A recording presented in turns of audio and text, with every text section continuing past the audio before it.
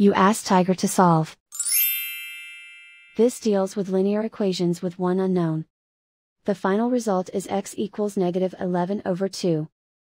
Let's solve it step by step. Group all constants on the right side of the equation. Subtract 4 from both sides.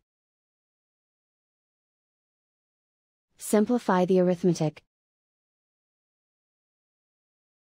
Convert the integer into a fraction. Combine the fractions. Combine the numerators. Isolate the x. Multiply both sides by inverse fraction 3/2.